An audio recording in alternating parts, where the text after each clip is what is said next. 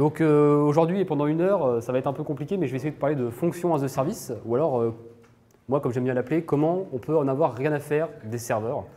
Donc c'est un peu bizarre dit comme ça, mais on va voir que c'est possible. À propos de moi, donc je m'appelle Benjamin, je travaille chez Intech et je suis également contributeur sur un projet qui s'appelle Boot2DCOS qu'on a présenté ce matin pour ceux qui étaient là. Je vous laisse aller regarder ce que c'est. Alors aujourd'hui, quand on fait du développement, mis à part le code, à quoi il faut penser? J'ai fait une petite checklist. Il va falloir des VM pour déployer notre code une fois qu'il va être compilé, etc. Il va falloir avoir un gestionnaire de version, un Git, un SVN, etc. Je ne sais plus comment il s'appelle, celui de Microsoft. Git, voilà, Git, exactement. Il faut avoir une pipeline d'intégration continue, il va falloir un dépôt d'artefacts, il va falloir potentiellement des conteneurs si on est un petit peu à jour, donc du Docker, etc. Votre service, il va faire partie d'un ensemble de microservices, donc vous allez avoir plein de services distribués, etc. Donc potentiellement un service registry pour savoir que tous ces services existent les uns avec les autres et qu'ils puissent communiquer. Donc ça veut dire plusieurs conteneurs, donc ça veut dire de l'orchestration de conteneurs, du load balancing, parce qu'on va vouloir de la haute disponibilité, etc. Donc on va devoir mettre en place tout ça. Et on va penser à plein d'autres choses. Et là, si on a pensé à ça, on n'a pas encore craché une ligne de code. Donc, est-ce qu'à un moment donné, est-ce que les développeurs ne devraient pas développer, tout simplement? C'est ce qu'on va voir ici, en fait. On va essayer de recentrer le code le développeur sur son code et non pas sur tout ce qui va intervenir autour de son code. Je vais parler aussi des coûts. Donc, il n'y a aucune transition entre les deux. C'est vraiment deux sujets séparés. Donc là, en fait, on va regarder, on va voir la charge CPU d'une machine quelconque en fonction des jours de la semaine et sur toute la journée. Donc ce qu'on voit, c'est que globalement, entre 6h30 et 13h, il va y avoir de l'activité. Et l'après-midi, il ne va pas avoir trop d'activité, sauf le vendredi à 18h. C'est sûrement pour aller pointer le pointage de la semaine avant de partir en week-end. Donc on voit que globalement, on utilise la majorité du temps moins de 5% du temps CPU, et même avec une charge 25 à 35% du temps CPU. Et donc là, on se rend compte qu'en fait, on a payé une machine à fonctionner en moyenne à 15% de ce qu'elle peut faire. Donc on a jeté un peu d'argent par les fenêtres, quoi.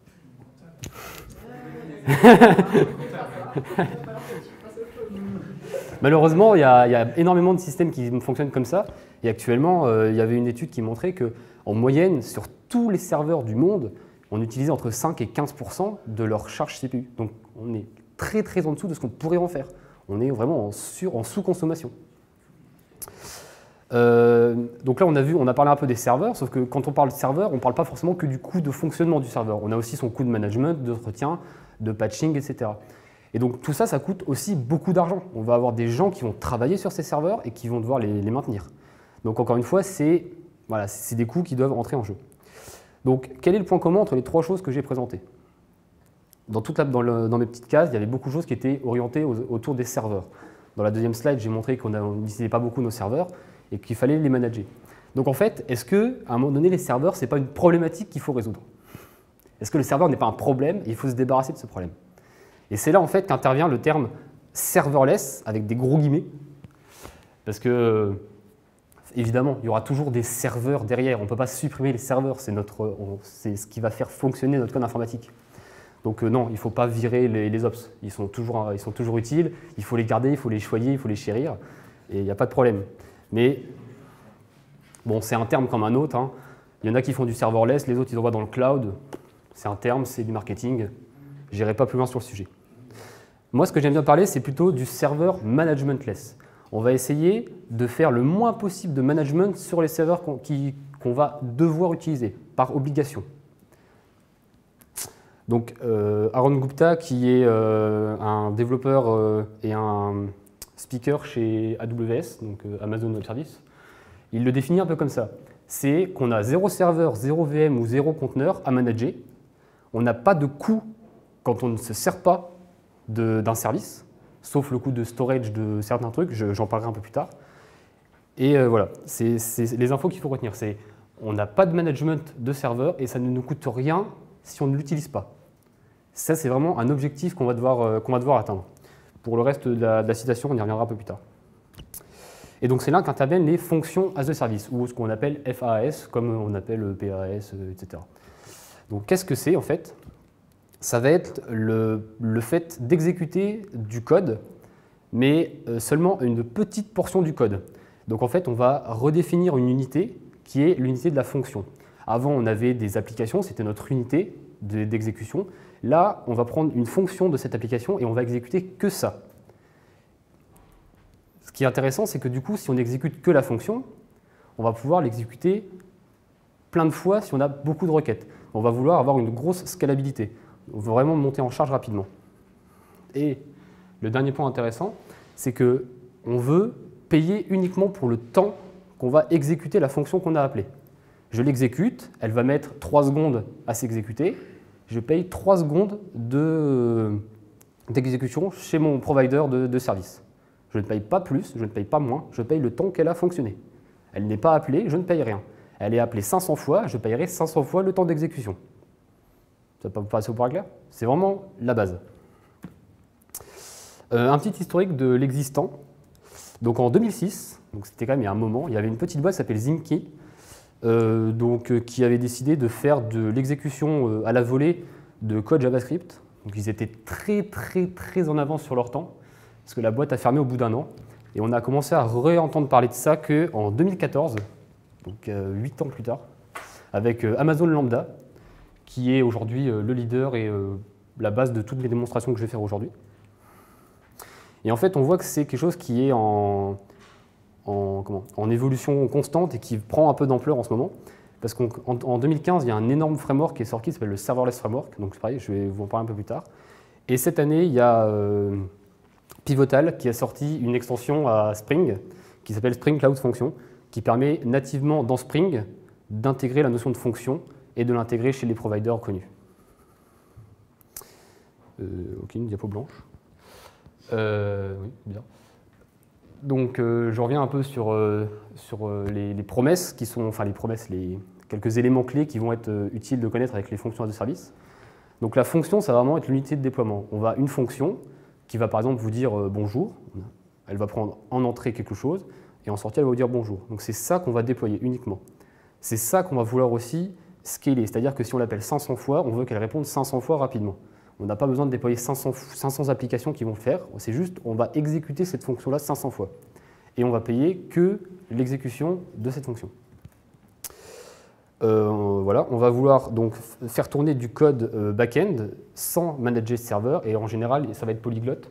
Les deux principaux langages, ça va être du Node et du Java, mais ça marche aussi avec du Python et du C#. Chose assez plutôt intéressante, mais qui rentre de plus en plus dans les best practices, mais qui est important de souligner, c'est que toutes ces fonctions vont être stateless, donc elles ne vont partager aucun état entre elles. Si on appelle une fonction à un instant t, la fonction d'après à l'instant t+1 ne devra pas avoir d'état de partagé. Et il n'y a pas de triche du style oui, si je mets un petit truc sur le disque, etc., parce qu'elle ne partage même pas de disque, il n'y a vraiment aucun moyen de partager un contexte entre les deux. Il n'y a pas de petites subtilités, etc. La grosse puissance des fonctions as a service, c'est qu'on va essayer de ne pas utiliser de framework ou de librairie qui vont être associés à des providers. Donc on va vraiment utiliser du langage pur, donc du Node pur, du Java pur. On va pouvoir utiliser des frameworks si on veut, mais il ne va y avoir aucune obligation en fonction de la plateforme qu'on utilise. En général, les fonctions vont être assez courtes, de l'ordre de la minute au grand maximum. On n'est pas là pour faire du gros calcul. Et elles vont être déclenchées par des events. Donc le plus classique, ce serait un event HTTP. On fait une requête sur une API, et ça va déclencher une fonction. Mais on peut aussi faire un event de type storage ou DB, c'est-à-dire on modifie une ligne dans une DB et ça va déclencher un événement qui va appeler une fonction pour faire un traitement dans la DB, par exemple. Ou alors avec un flux, une queue de message, etc. Quels sont les grands acteurs pour l'instant du marché? Donc on a AWS Lambda, c'est vraiment ceux qui sont en train de porter vraiment le fonction as a service et tout ce qui est serverless en général. Ils ont vraiment un temps d'avance.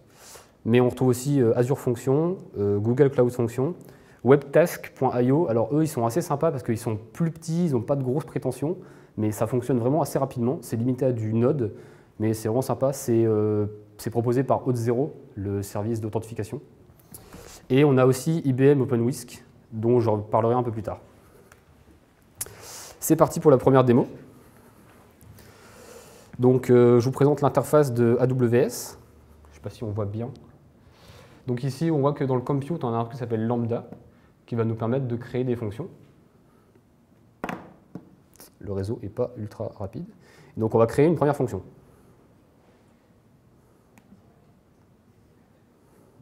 On va faire une fonction simple.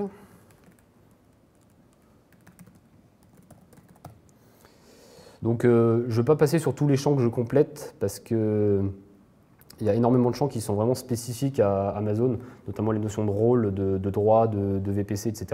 Donc, je vais me contenter d'expliquer uniquement ce qui nous intéresse aujourd'hui. Voilà, donc là on a créé une fonction.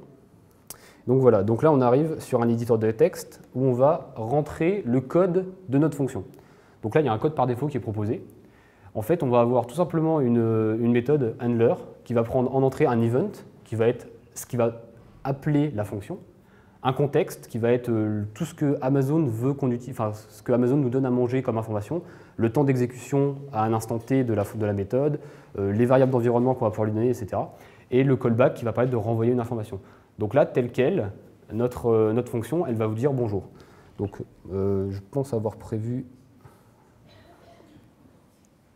Voilà. Hop. Donc moi j'ai décidé de faire celle-là, tout simplement. Donc j'écris dans les logs log, je vais écrire l'event et le contexte pour qu'on regarde ce qu'il y a dedans. Je vais aussi entrer une variable d'environnement pour montrer qu'on peut injecter des variables d'environnement. Et à la fin, je vais vous dire bonjour avec Fluxio. Donc là, c'est du Node 6.11. Une chose importante aussi ici, c'est le handler. Donc là, en fait, index.handler, ça va être la méthode qui va être appelée quand la fonction va être appelée par AWS. C'est-à-dire que notre fonction ici, ici s'appelle handler, donc ça correspond au handler ici, et index, c'est le fichier qui s'appelle index.js par défaut, donc c'est index.handler pour appeler la méthode handler du fichier index, tout simplement. Donc là, on va rentrer une variable d'environnement, donc je pense que je l'ai appelée comme ça.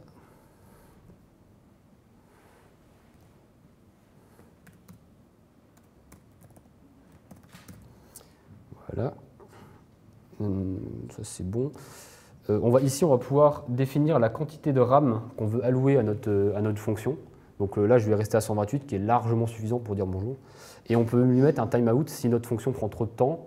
Elle va pouvoir s'arrêter toute d'elle-même, parce que si, par exemple, sur 500 utilisations, on voit qu'elle ne prend pas plus de 12 secondes, si au bout d'une minute, par exemple, elle est toujours en fonctionnement, on peut lui dire de s'arrêter pour éviter de payer le temps d'exécution, parce qu'on paye à l'exécution. Bon, voilà, on va partir là-dessus. Donc on va sauvegarder et on va tester. Hop. Donc là c'est un test assez simple, on va juste lui envoyer un JSON mais il ne va pas servir. Et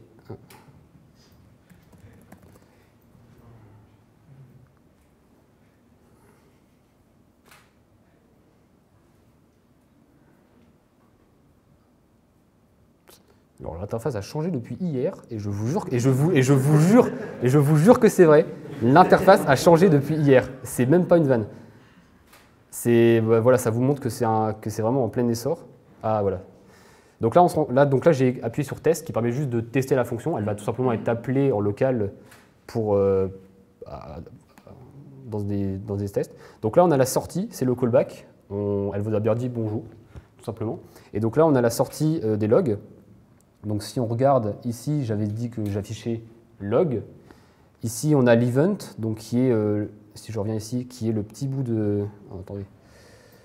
Voilà, qui est le petit bout de JSON que j'avais rentré ici par défaut. Et en dessous, on va avoir le contexte. Donc le contexte, voilà, c'est plein d'informations pas forcément très lisibles. Voilà, par exemple, quelle est la quantité de RAM utilisée, quelle est la fonction de la version, etc. Mais on va avoir tout plein d'informations qu'on va pouvoir réutiliser pour le bon fonctionnement de la fonction. Et donc en dessous, on a des sujets intéressants, c'est-à-dire le temps réel qu'a pris la fonction. Donc la fonction a duré, le temps d'exécution c'était 19 millisecondes. J'ai été facturé 100 millisecondes parce que c'est par tranche de 100 millisecondes la facturation. J'ai consommé 128 mégas de RAM et j'en ai en fait utilisé que 20. Donc je pourrais en fait, si je pouvais réduire à moins de 128, je mettrais 64. C'est largement suffisant, je pourrais payer moins cher. Là actuellement je ne peux pas. Hop. Donc ça, c'était notre première fonction. Bon. Elle a dit bonjour, c'était pas dingue. Je vais repartir un petit peu dans de la théorie. Donc de nos jours, on a beaucoup de microservices. Je pense que tout le monde utilise des microservices actuellement dans un sens ou dans l'autre. Et en fait, les fonctions as a service vont beaucoup reposer sur les microservices. On va en fait avoir des microservices particuliers qu'on appelle les back-end as a service, qui vont être de la délégation de services à des entités différentes. Donc notamment l'authentification. On a par exemple Auth0, Firebase Authentication ou AWS Cognito. On va plus s'amuser à gérer l'authentification nous-mêmes dans notre application. On va déléguer ça à un service externe. On va aussi parler de database, donc Firebase Real-Time Database. Donc les Firebase, c'est Google, les AWS, c'est Amazon. Amazon DynamoDB. On va aussi pouvoir externaliser le storage avec par exemple un bucket S3. Ou on va pouvoir utiliser potentiellement n'importe quel service qui va être fourni par votre provider. Donc, par exemple, celui qui va m'intéresser actuellement, API Gateway. Donc si je reviens sur ma démo, là, notre fonction, en fait, on l'a appelée directement, mais voilà, on l'a juste appelée directement. Maintenant, on va lui donner un point d'entrée. Donc le point d'entrée, ça va être un call sur une API. Donc je vais définir une route, et après, avec cette route, on va pouvoir exécuter une fonction, et on va recevoir le résultat de cette fonction en retour de la route, enfin en retour de l'appel. Donc pour ce faire, je vais créer une autre fonction.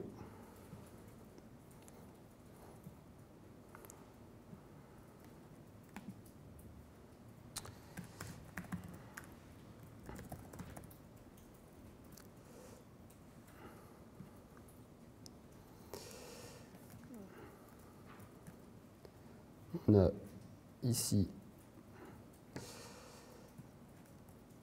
oula.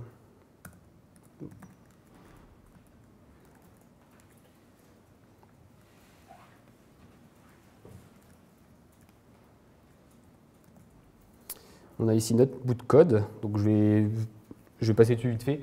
Donc c'est de la même manière, hein, là pour l'exemple, je l'ai renommé fonction. Donc en fait, le handler à appeler, ça va être index.function. Tout simplement. Donc elle prend les mêmes 3 paramètres d'entrée. Je sais pas grand chose, hein. Je récupère l'event, je regarde si elle a des paramètres. Si elle a des paramètres, je vais les mettre en bout de chaîne et je veux dire bonjour avec le nom que je vais recevoir en paramètres. Et si le nom n'existe pas, je vais mettre typote et avec un code réponse de 418. C'est une blague de geek quelconque. Et donc voilà, le callback, j'envoie la réponse, qui sera donc un JSON avec le statut et le message qu'on aura renvoyé. Donc c'est pas grand chose, mais ça fait le café. Et donc le truc qui nous intéresse, c'est le trigger. Donc c'est avec comment je vais déclencher l'appel de ma fonction. Et donc là, on va ajouter un trigger. Et avec une jolie interface, on va pouvoir appeler l'un des services d'Amazon. Donc moi, celui qui m'intéresse, c'est Gateway, mais on peut avoir n'importe lequel des services d'Amazon qui est appelé. Les deux plus utilisés en ce moment, c'est ceux Alexa, avec la borne connectée. On a CloudFront, on peut avoir des logs ou des events. On a voilà, un code commit. Code commit, c'est l'équivalent de Git chez AWS. On peut avoir un bucket S3, une queue, ou alors une DB, etc. On peut aller chercher un event parmi tous ces services et s'en servir pour déclencher une fonction. Donc moi, ce qui m'intéresse là, c'est l'API Gateway. On va laisser tout ça par défaut parce que je n'ai pas envie de m'embêter. Et on envoie. Voilà, donc là, il m'a créé une route, ici, que je vais pouvoir appeler. Donc, on passe à Postman, et j'envoie ça. Et il y a un token d'authentification, super.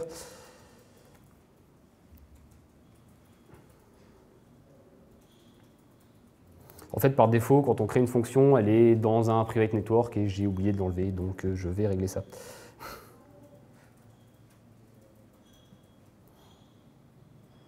Hop.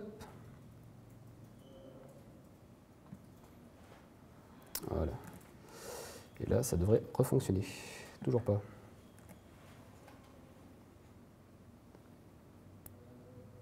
Bon, désolé, hein, les aléas de la démo en direct.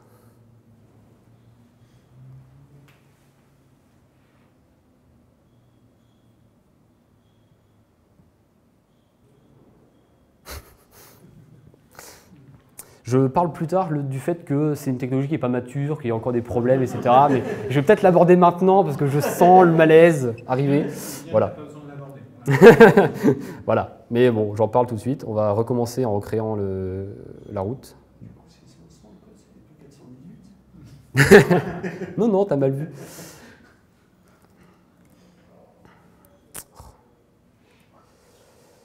On va la supprimer et on va la recréer. Voilà, security, open, submit. Voilà.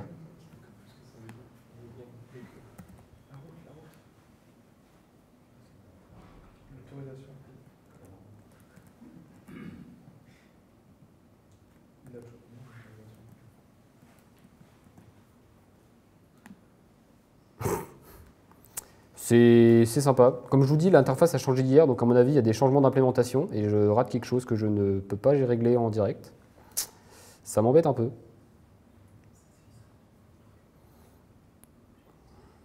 Du coup, je vais vous montrer un autre service de AWS qui s'appelle hein, qui s'appelle CloudWatch, qui est pas mal, qui permet d'aller voir les logs de vos fonctions.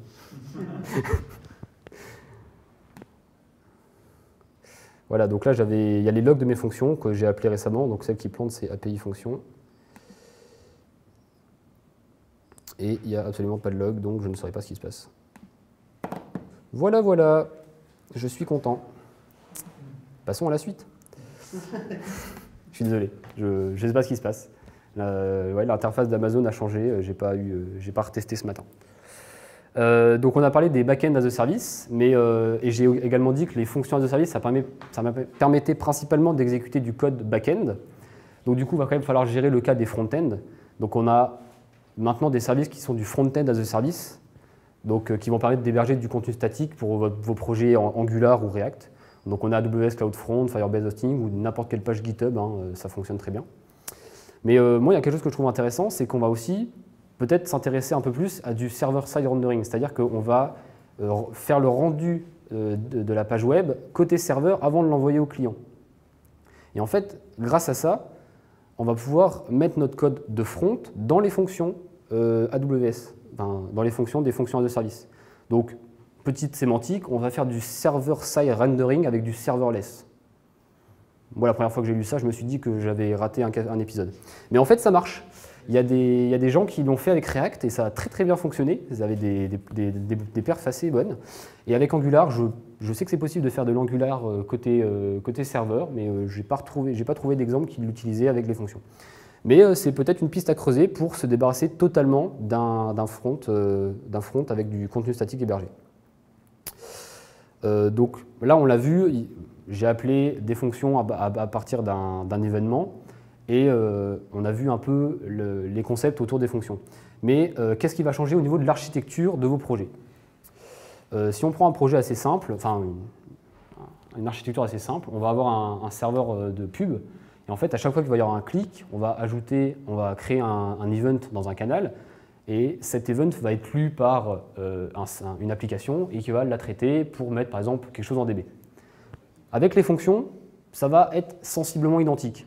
On va avoir toujours le clic avec la publication dans un channel d'une queue, n'importe quoi. Mais l'événement de la queue va déclencher l'appel d'une fonction. Donc, sur un exemple assez simple comme celui-là, il n'y a pas vraiment de différence. Mis à part que, ici, on va avoir un découpage plus léger. Au lieu d'avoir une grosse application avec plein de méthodes, on va avoir plein de petites méthodes qui vont être appelées les unes en fonction des autres, en fonction du type de message qui va être mise dans le canal. Sur une application un peu plus grosse, avec un client, un serveur qui va vraiment être un peu plus complet avec par exemple un store d'animaux, l'exemple prend des animaux, on va avoir une architecture qui va être un peu différente, qui va être beaucoup plus éclatée aussi, vous voyez. Donc du client, on va d'abord avoir une partie authentification. On va se séparer de l'authentification, on va la déléguer, comme je disais tout à l'heure, à une entité tierce. Donc on va avoir un service d'authentification. Ensuite, pour éviter un maximum d'appeler les fonctions, on va aussi passer directement du client vers la DB, parce qu'on n'a pas forcément besoin de passer par le back-end pour juste ramener une liste de produits. Ça n'a aucun intérêt. Donc autant appeler directement la DB, lui demander quelle est sa liste de produits. Ça, quand on passe par un provider de database, il y a des API qui existent pour le faire directement. Et donc en fait, qu'est-ce qu'il nous reste à gérer? Il nous reste à gérer le cas de l'achat ou le cas d'une fonction. Et dans ce cas-là, on va pouvoir utiliser des fonctions as a service. On met une API gateway avec deux routes, l'achat et la recherche. Quand c'est un achat, on remplit une DB. Et quand c'est une recherche, on appelle l'autre DB pour avoir le retour de notre recherche. Et à chaque fois, le message revient au client. Il n'y a pas de grosse complexité sur le modèle, mais il va être quand même beaucoup plus éclaté que l'ancien modèle qu'on avait avant. Je prends un exemple concret de chez Xebia que j'ai trouvé récemment, qui est un peu plus compliqué, clairement. Et donc en fait, ce qu'il faut retenir, c'est qu'on a 3 load balancers, on a deux services de stockage et on a 4 microservices qui sont utilisés. On voit que c'est un peu le bordel, que ça part un peu dans tous les sens, que ici on a une boucle, que là il faut gérer du load balancing, voilà. C'est un peu ce qu'il faut retenir. Quand ils ont fait leur analyse, ils sont partis sur un schéma comme ça. Et en fait, on se rend compte que c'est plus linéaire, plus sous forme de pipe. Et en fait, c'est ça qui va être intéressant avec les fonctions as a service, c'est qu'on va avoir un modèle sous forme de pipe. On va faire les événements les uns après les autres, et ils vont tous s'enchaîner grâce à l'enchaînement des événements.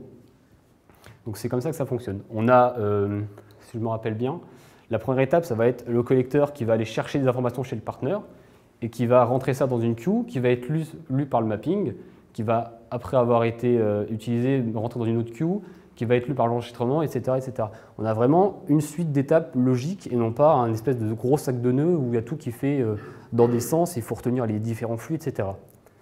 Et donc c'est vraiment ce côté pipeline qui est intéressant quand on fait des fonctions de service. Donc au niveau de ce qu'il faut retenir, encore une fois, je le répète, les fonctions sont stateless, donc il faut toujours l'avoir en tête, et plus que quand on fait un microservice traditionnel. Une fonction va avoir toujours un but, un seul et unique but. On ne va pas essayer de dire qu'une fonction va faire plein de choses. Il faut vraiment qu'elle fasse qu'une seule chose.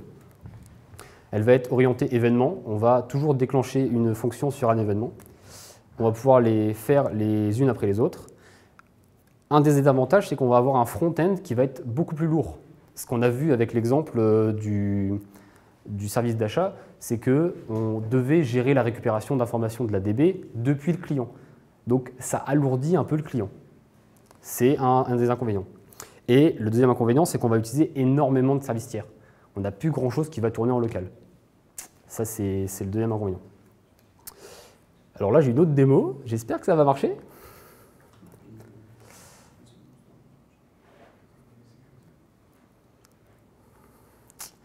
Donc, en fait, c'est une démo pour vous montrer un peu les enchaînements d'événements. Donc, je crée une fonction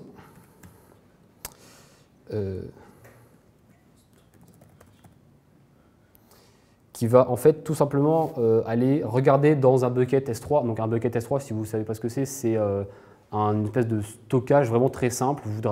C'est un drag and drop de fichiers et ça permet de faire du stockage durable et disponible partout. Je crois que l'acronyme de S3, c'est Simple Storage quelque chose. Donc et ça n'a pas envie de créer, super. Je remets une couche sur le fait que c'est pas mature et tout. Voilà. Donc, on a ici le bout de code de ma S3. Et au niveau des triggers, on va lui dire que je veux aller sur le S3, que dans un bucket que j'ai appelé Luxio 2017, à chaque fois que je vais créer un objet, il va me déclencher ma fonction.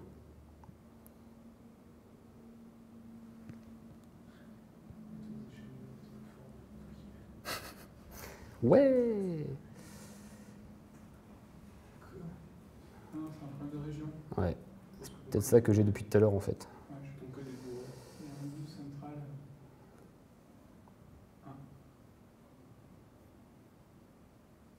Parce que AWS fonctionne sous forme de région, donc quand on fait quelque chose dans une région, c'est pas forcément répercuté dans les autres régions du monde. Donc je pense que c'est ça mon problème depuis tout à l'heure en fait.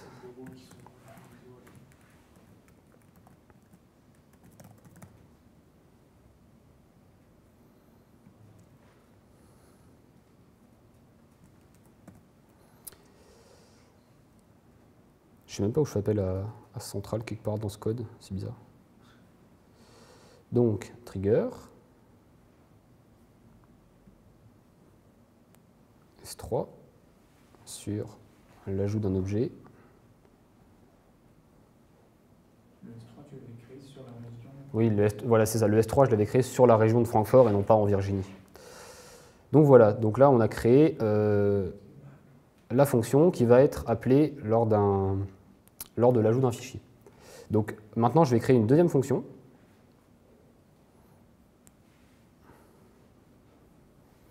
qui va s'appeler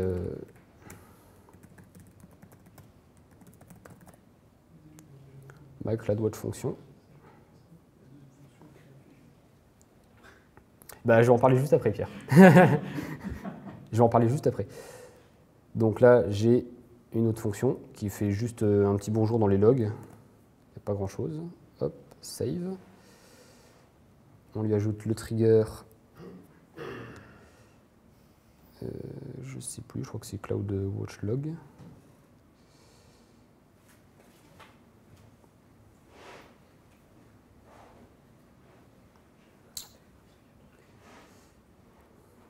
Je suis désolé pour la démo laborieuse, hein. C'est pas volontaire. On va la tester.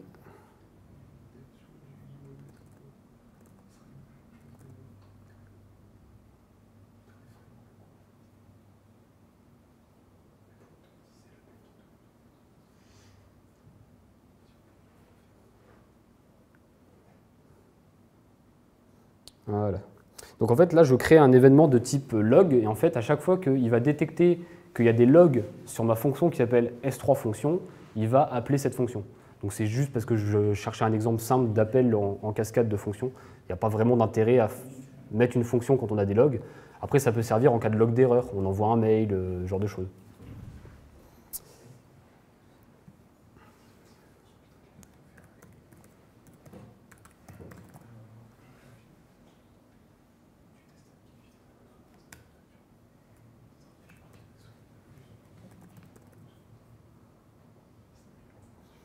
Voilà. Donc maintenant, pour tester, il faut aller dans S3 et uploader un fichier. J'ai mis ma carte bleue dans la W. Alors ce qui est pas mal avec AWS, c'est qu'il y a un énorme comment ? Voilà, un énorme free tier. Donc du coup, là, pour préparer la démo, et aujourd'hui, ça me coûtera quasiment rien parce que je reste dans le cadre de la consommation qui est prévue dans le free tier. Qu'est-ce que j'ai là-dedans? On va mettre un PDF, ça va être très, très bien. Next.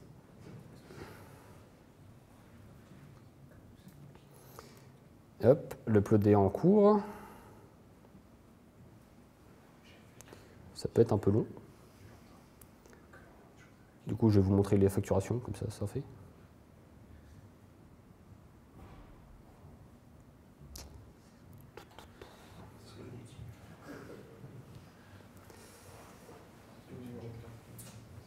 Donc voilà, donc là on a vu que l'upload du fichier a été fait avec succès, donc on voit 100% successful. Donc si on repasse du côté de CloudWatch, si je le trouve, on va pouvoir aller voir les logs et on verra que ça a appelé d'abord la fonction qui avait un event sur S3, puis la fonction qui avait un event sur les logs de la première fonction. Donc on regarde au niveau des logs. On a bien des logs sur la fonction S3 qui a été appelée. Et donc on voit que j'ai bien uploadé un fichier qui s'appelle invitation immutable infrastructure, c'était un type application PDF. Donc on voit que la fonction a bien été exécutée, elle m'a permis d'afficher ça dans les logs. Et ensuite, on a myCloudWatchFunction. Et donc là, elle vous dit voilà, trigger myCloudWatch after S3 function. Donc on a eu un enchaînement de deux fonctions les unes après les autres. C'est l'exemple que j'ai pour montrer les différents pipes qu'on va pouvoir faire avec les fonctions. Donc, on a des fonctions qui vont être appelées les unes après les autres. Et en fait, ce qu'il faut faire attention, c'est qu'il ne faut pas qu'une fonction appelle directement une autre fonction. Il faut bien passer par un event au milieu. Parce que sinon, en fait, on va payer le temps d'exécution de la première fonction, puis de la deuxième en même temps que la première jusqu'à ce que la deuxième se termine pour finir la première. Donc on va payer un tiers en plus sans aucune raison. Donc il faut vraiment avoir un événement entre deux fonctions et non pas appeler directement une fonction avec une autre fonction. Donc c'est un peu ce qui est arrivé à ce pauvre malheureux. Il était en train de s'amuser avec les fonctions et un matin il arrive et il ouvre sa console et il voit qu'il a une facture de 200 $. Parce qu'en fait il est arrivé quelque chose d'assez similaire. Il mettait des fichiers dans un bucket S3 et donc il faisait un traitement avec ces images et ensuite ces images étaient remises dans le même bucket S3 qui redéclenchait l'événement de traitement, qui était remis dans le même bucket S3, qui redéclenchait l'événement, etc., etc., etc. Et en fait, il est tombé dans une boucle infinie de traitement et ça lui a coûté 200 $. Alors, ce qui est intéressant, c'est que ça lui a coûté 200 $, mais en fait, sa fonction, elle a été exécutée 22 000 fois pour 200 $, ce qui n'est pas dégueu, ce qui en vrai n'est pas dégueu. 200 $ au lendemain. En fait, après, il a vu qu'il y avait un lag dans la facturation, finalement, ça lui coûtait genre 900 000. Non, non, c'était s'il n'avait pas arrêté. S'il n'avait pas arrêté, ça lui aurait coûté ça le mois suivant. Non, non, à la fin, ça lui a coûté 206 $. Mais bon, c'est quand même beaucoup, quoi. Surtout pour un test qui a mal fini, quoi. Donc du coup, après tout ça, pourquoi on devrait l'utiliser? Il y a plein de raisons. D'abord, ça va être moins cher. Et en fait, il y a plusieurs coûts qu'on va pouvoir réduire. Notamment, le premier, ça va être un coût de management. Pour faire tout ça, j'ai managé aucun serveur. C'est mon provider qui a tout fait pour moi. Et moi, ce que j'ai fait, c'est que j'ai généré mon code, je l'ai même copié-collé dans l'interface de mon provider, et après, je l'ai exécuté. Donc, c'était vraiment très simple.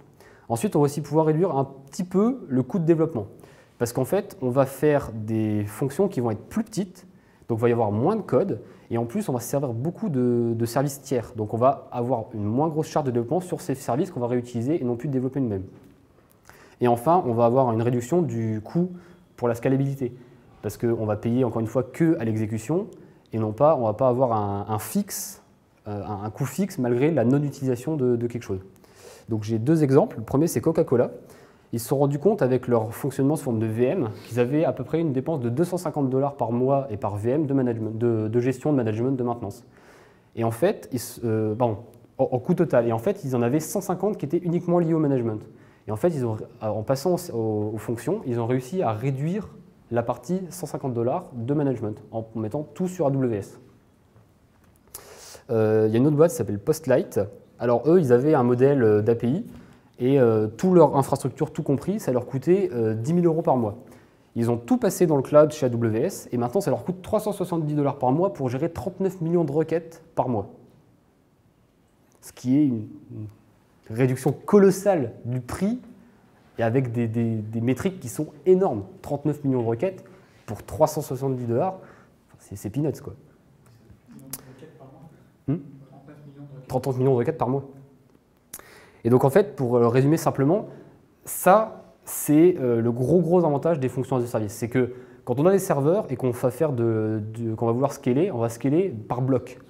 Et en fait, à chaque fois, la zone verte, c'est ce qu'on perd comme argent parce qu'on a scalé trop pour ne pas avoir de charge. Alors qu'avec le serverless, comme on va pouvoir scaler vraiment avec une granularité qui est vraiment toute fine, on va payer que à l'utilisation. Et c'est vraiment là qu'il y a un gros bénéfice à faire, enfin, de grosses économies plutôt. On va aussi être plus rapide. Je vais m'expliquer. Déjà, dans le développement, on va être plus rapide parce qu'on va pouvoir tester plus facilement. On ne va pas avoir besoin de redéployer toute une application. On va vraiment tester fonction par fonction. Donc, on va pouvoir itérer beaucoup plus vite. On va réduire le temps de package et le temps de déploiement parce qu'encore une fois, on est sur des petits bouts de code. Ça permet de réduire le time to market, de favoriser l'expérimentation et on va avoir tendance très rapidement à faire de l'optimisation. Pourquoi ?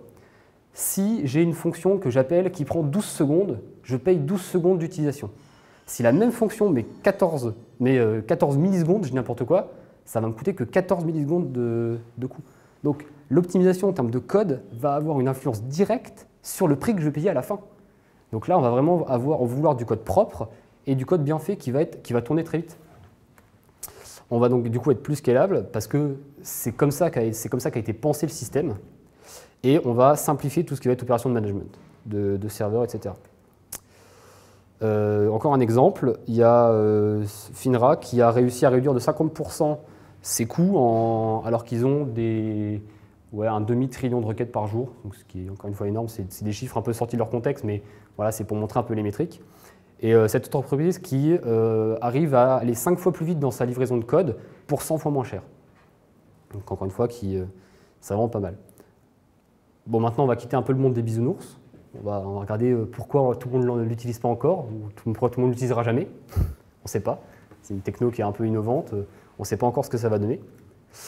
La première contrainte, ça va être le provider. Vous allez avoir c'est 90% des contraintes qu'on va avoir avec les fonctions de service, c'est le provider. Il va avoir le contrôle de tout ce que vous allez mettre en place, parce que tout ce que vous mettez, ce sera chez lui. Donc techniquement, si lui, il n'existe plus, vous n'existez plus. Donc c'est assez embêtant. On va avoir des problématiques de performance, parce qu'on va avoir on va être multitenant, c'est-à-dire que notre code va être exécuté à côté du code du voisin. Donc ça peut aussi entraîner des problèmes de sécurité. On n'est pas sûr, on ne sait pas vraiment, on n'a pas le contrôle, on ne sait pas, en plus on n'a pas assez de recul, la techno est assez récente.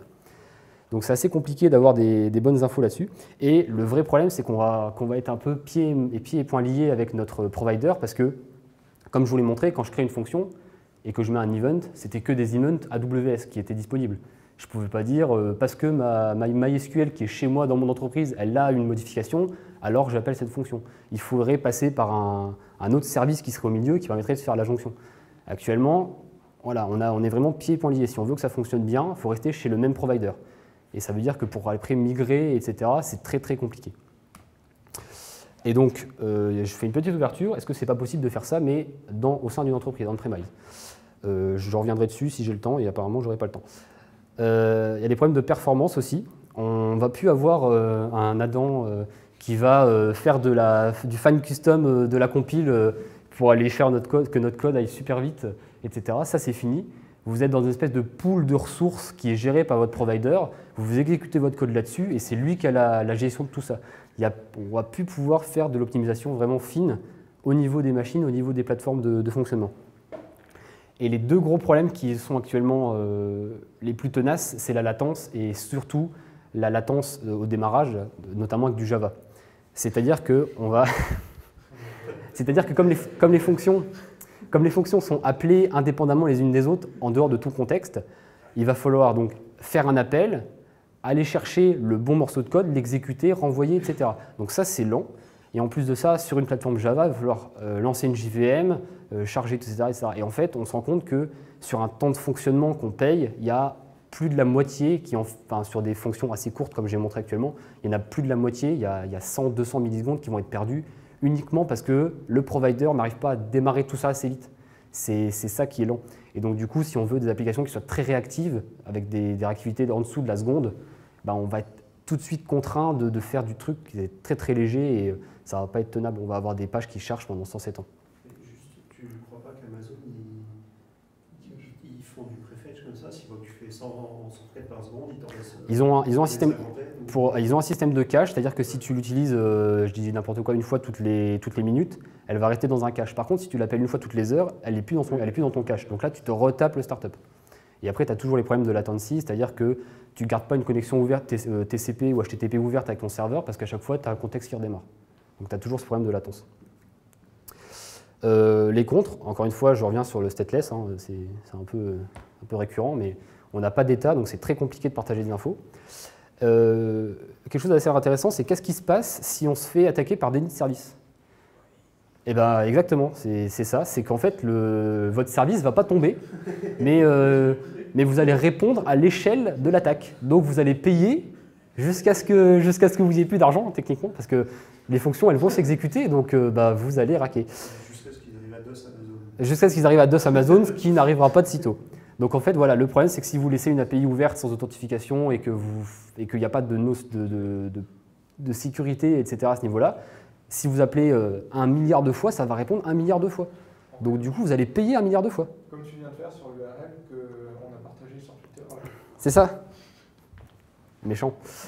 L'autre problème, ça va être la durée d'exécution. Donc c'est vrai que tout à l'heure, je disais que ça a vocation à être à durée assez courte, mais on se rend compte que des fois, c'est trop court. Parce que par exemple, si on veut uploader un fichier avec une fonction, on se rend compte qu'on va tomber dans les timeouts et on perd certaines fonctionnalités. Il y a une autre contrainte qui va être plus au niveau de développeur, c'est que tout ce qui va être testing sur la machine et testing même dans le cloud, c'est pas encore super bien maîtrisé. On commence à avoir des choses, mais on a toujours des problématiques. Le seul moyen de tester, malheureusement, c'est de le faire vraiment. Donc, mis à part payer 30 fois pour les 30 instances de test que vous avez, bah, il n'y a pas vraiment d'autres solutions. Donc, c'est encore un peu cher pour s'amuser. On a les mêmes contraintes que partout, hein. Comment on déploie, comment on package, comment on versionne, ça c'est récurrent. Et comment on monitor, comment on débug. Donc là, j'ai fait un peu de spoil, j'ai montré CloudWatch, mais voilà, c'est quand même des contraintes qu'on n'a pas. On ne peut pas aller faire de points de debug dans l'exécution, ce genre de choses. Donc, du coup, qu'est-ce qu'on fait? Est-ce qu'on s'en va? Est-ce qu'on court? Est-ce qu'on fuit cette chose immonde? Bah, je vais vous laisser juger. Moi, je pense que c'est une techno qui n'est juste pas mature. Je pense que si on vous parlait de conteneurs avant que Docker existe, vous auriez dit, mais qu'est-ce que c'est que cette chose? Je ne veux pas l'utiliser, je ne sais pas ce que c'est, ça n'a pas l'air stable, etc. Non, Docker n'est pas mature, mais c'est un autre débat. Donc, je pense que c'est juste une question de maturité. On est encore très très tôt dans le développement. Il y a encore plein de choses qui vont évoluer, et notamment, Amazon, porteur de tout ça, a mis en place très récemment la notion de variable d'environnement que j'ai présentée tout à l'heure. Avant, ça n'existait pas. Donc, en fait, on ne pouvait pas mettre de configuration dans nos fonctions. Donc, c'était assez compliqué de gérer des cas. Au niveau des performances, ils ont mis en place un truc qui s'appelle Lambda at Edge. Donc, c'est pour faire référence au Edge Computing. Donc, le cloud computing, c'est dans le nuage, et le edge computing, c'est en bordure du nuage, donc pas loin de chez vous, dans un data center pas loin, qui permet de réduire la latence. Donc c'est quelque chose de pas mal, mais moi je trouve que c'est un peu une rustine mise là, pas trop propre. Mais voilà, ils s'améliorent sur les performances, ce qui est pas mal.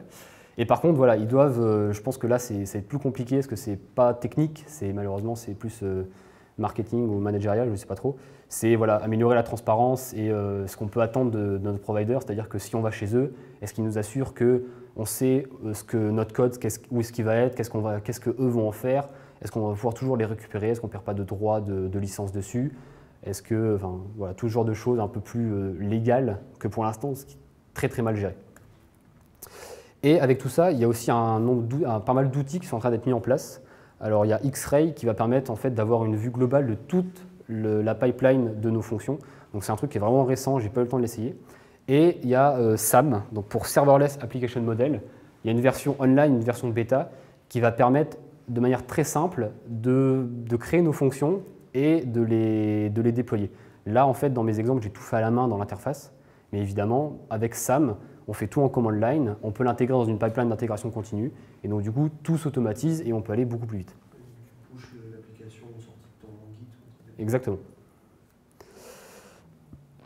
Il y a un autre outil qui est le plus connu, que j'ai parlé au début, qui s'appelle Serverless, donc Serverless Framework.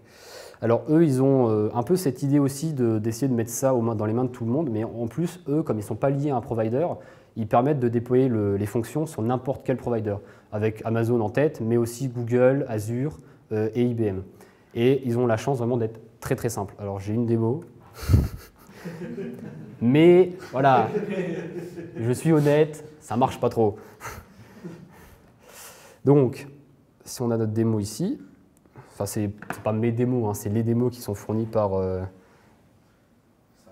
c'est ça. Donc en fait, on a un fichier qui s'appelle Serverless Liable, qui va permettre de décrire, je ne sais pas si on voit très bien.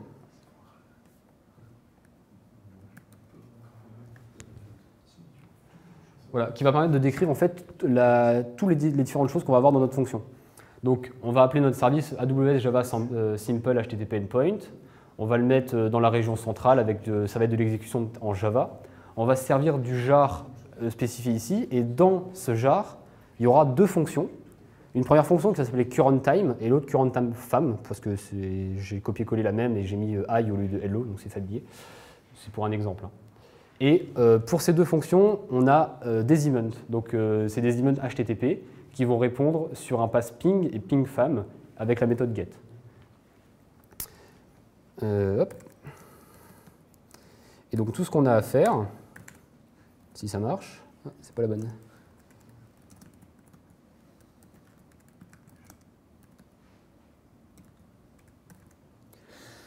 C'est faire serverless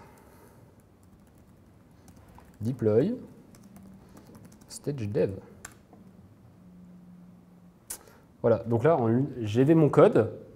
Je l'ai compilé parce que c'est du Java, parce que ça se compile quand même avant. Donc là, je l'avais déjà fait avant, mais c'est vrai que j'aurais pu montrer cette étape. Et ensuite, j'envoie cette ligne de commande. Et là, mon client est en train de discuter avec AWS pour créer tout ce que j'ai besoin pour que mes fonctions fonctionnent. Donc c'est aussi simple que ça. Et là, il n'y a plus besoin de passer dans l'interface, de se taper des clics, etc. Tout simplement. Donc là, c'est un peu long. Tu parles trop vite en fait, tu devrais parler plus lentement. Je parle trop vite. Désolé. Oui. Du coup, je vois stage dev, du coup, ça veut dire qu'avec ça, on peut faire un dev et une prod. Avec ça, en fait, voilà, c'est quelque chose que, pareil, qu'ils ont mis en place assez récemment. C'est qu'il y a des notions de stage. Donc, par défaut, ça va être le stage dev. Mais voilà, on va pouvoir avoir différents environnements de test. Mais encore une fois, ça va toujours être sur AWS. Donc, vous allez toujours payer l'exécution, même quand c'est en test. Donc, ça reste quand même assez cher d'expérimenter, de faire des tests. Surtout si vous avez une grosse équipe de développement, que chacun veut sa propre fonction. C'est assez délicat. Voilà.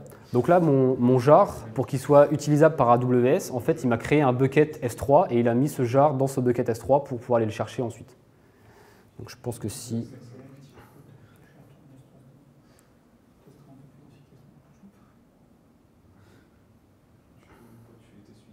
Voilà, donc là on voit qu'il m'a généré un bucket S3 avec un nom autogénéré. Et normalement, dedans, voilà, il y a serverless, parce que c'est le framework serverless. Et il y aura mon jar s'il arrive à charger.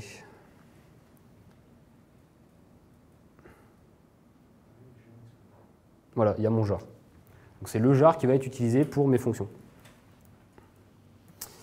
Donc voilà, donc là on a eu le retour du command line. Donc on voit qu'il a réussi à déployer, qu'il y a 2 fonctions et que du coup il m'a donné 2 endpoints qu'on va pouvoir tester tout de suite.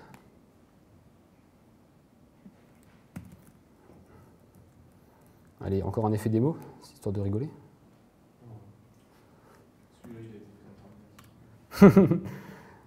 Hop. Donc voilà, on a bien vu là la latence, on a bien vu que c'était assez lent parce que ça a été fait en Java. Par contre, si je le relance, je pense que ça va aller plus vite. Le temps qu'il lance la JVM, qu'il mette la fonction en contexte, etc. Donc là, il vous dit bonjour et il affiche la date du jour. Et donc, avec le même jar dans lequel il y avait aussi une autre fonction, qui était bindée sur un autre endpoint, voilà, femme, il vous dit hi au lieu de hello. Donc avec un seul jar, on peut définir toute une série de fonctions, et ensuite ces fonctions vont juste être mappées sur différents événements. Donc là, c'était 2 événements HTTP. Donc en fin de compte, en termes de développement, si on regarde un peu plus près le code, il n'y a pas grand-chose, et on se rend compte que c'est très proche d'une application standard. On va avoir... Qu'est-ce qu'il y a? Non, rien, c'est Java, ça me fait cette Ah. Pour afficher Hello, c'est mal. Faut reconnaître. C'est pas mal. Non, voilà. Ce qu'il faut retenir, c'est qu'on va avoir des fonctions qui vont être des handler requests, des request handlers. C'est elles qui vont être appelées quand on va déclencher un événement. Et ensuite, à partir de là, on va faire notre code comme d'habitude et on va renvoyer, une API Gateway Response avec un statut, un objet, et après, ça repart chez AWS. Donc en fait, le seul petit point critique, c'est qu'il faut connaître, voilà, il faut importer les librairies de AWS pour connaître la forme des objets qui sont utilisés par AWS. Mais sinon, après, c'est du classique. Et on peut utiliser du coup n'importe quel framework, n'importe quel outil que vous avez l'habitude d'utiliser dans votre code comme d'habitude. Oui. Ah, vas-y. Mais tu dis, on peut utiliser n'importe quel outil. Mais typiquement, si ça doit utiliser les réponses AWS, c'est impossible du coup d'utiliser un Spring et de lui dire réponse sur ce truc-là ou autre chose. Parce que du coup, c'est pas la même. Et bah, c'est pour ça qu'ils ont implémenté Spring Cloud de fonction. Ah, mais du coup, ça marche sur AWS? Ouais. D'accord. Oui, donc on parlait de maturité, mais moi je pense qu'il va falloir à un moment donné passer à la puberté, et je pense que c'est ce qui va se passer en fait avec Spring, parce qu'ils ont quand même un gros bagage, ils arrivent quand même avec des grosses compétences avec Spring Boot, etc. Et je pense que maintenant que Spring Cloud Function existe, il va y avoir de plus en plus de personnes qui vont s'y mettre, parce que c'est vraiment très simple et que ça va faire quelque chose. Et on a quand même vu un petit peu les différents avantages qu'il y avait à passer à du fonction as a service. Donc je pense que ça va être de plus en plus utilisé, mais peut-être sur des use cases un peu plus moins critiques que le bancaire ou ce genre de choses, mais quand même de plus en plus utilisé. Je pense que j'ai dépassé mon temps, mais vu qu'on ne nous a pas dérangé, je vous propose de continuer si ça vous va. Oui. Donc en fait, c'était une petite digression sur le fait que les fonctions as a service, ça existe aussi on-premise. On pouvait aussi le faire dans votre entreprise.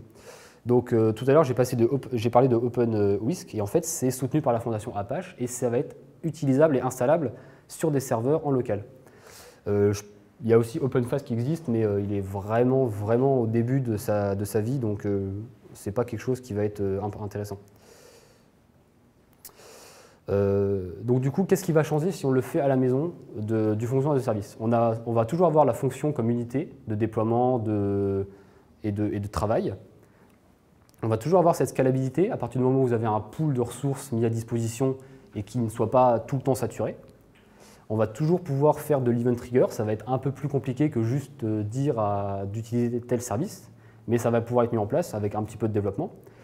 Mais du coup, on va perdre un peu en management-less, parce qu'on est toujours à la maison, qu'il faut gérer les serveurs.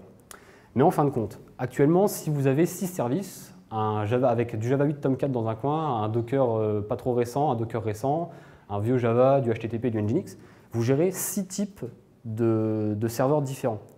Si vous installez des nœuds OpenWhisk, vous allez gérer un seul type de nœud 6 fois.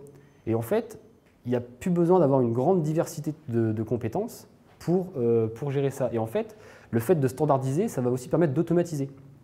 Si demain, il y a une mise à jour ou un nœud qui plante, qu'est-ce qu'on fait? On casse le nœud et on recrée un nouveau nœud. C'est les mêmes partout, donc autant l'automatiser et aller le plus vite possible. Et donc en fait, je pense qu'on peut quand même garder cette notion de serveur managementless, mais il va falloir l'associer à de l'infrastructure as code, c'est-à-dire le plus possible automatiser la création de code. Si vous restez, je crois que juste après, Adam parle de Puppet et c'est plutôt dans le sujet. Au niveau des coûts, on va quand même gagner un petit peu d'argent, parce qu'on va avoir donc, du coup une plateforme qui va permettre d'exécuter du code, mais on va avoir de moins en moins d'overhead. C'est-à-dire qu'on va avoir une plateforme qui exécute nos fonctions, mais on ne va plus avoir la couche OS, la couche Java avec l'application. On va juste avoir une couche avec notre OpenWhisk et l'exécution de code derrière. Et donc en fait, on va pouvoir gratter un petit peu de CPU et réduire nos coûts. Donc j'en ai déjà parlé, mais on va aussi pouvoir réduire la maintenance et le management, et on va pouvoir optimiser la gestion de notre CPU et de notre storage. Voilà, pour vous montrer que c'est vraiment quelque chose qui est en plein dynamisme et que ça bouge assez rapidement. Il y a eu, il y a 3 jours, une annonce de la création d'un truc qui s'appelle FNAN pour un nouveau type de plateforme open source de serverless, donc potentiellement qui serait installable en local également. Et Geoffrey m'a parlé de... C'était quoi tu m'avais Oracle Function. Voilà, Oracle apparemment qui se lance aussi dans le sujet. Et ils ont fait leur annonce hier, j'étais même pas au courant. Donc du coup, est-ce qu'on doit y aller ou est-ce qu'on ne doit pas y aller? Ça, c'est une bonne question. Donc, mon avis personnel, c'est que si vous avez déjà quelques services qui sont dans le cloud, vous pouvez tenter l'expérience. Après, il vaut mieux tenter l'expérience avec des services qui ne sont pas trop critiques, parce qu'on a encore des problèmes assez récurrents, il y a un manque de robustesse, donc c'est assez délicat. Après, si vous avez des besoins en scalabilité qui sont vraiment intenses, ça va vraiment être une bonne réponse à votre problématique. Si vous êtes une startup, alors là, je vous conseille d'y aller parce que ça ne va rien vous coûter, mais littéralement rien vous coûter. Si vous avez un modèle qui est aussi basé sur pas mal d'événements, c'est aussi un bon... Oui, ça va être aussi un bon truc. Et on va souvent partir d'applications from scratch. On va éviter l'immigration, ce n'est pas encore adapté. C'est très compliqué de migrer une application existante dans du fonction as a service. Donc c'est vraiment quelque chose à fuir. Est-ce que vous avez des questions?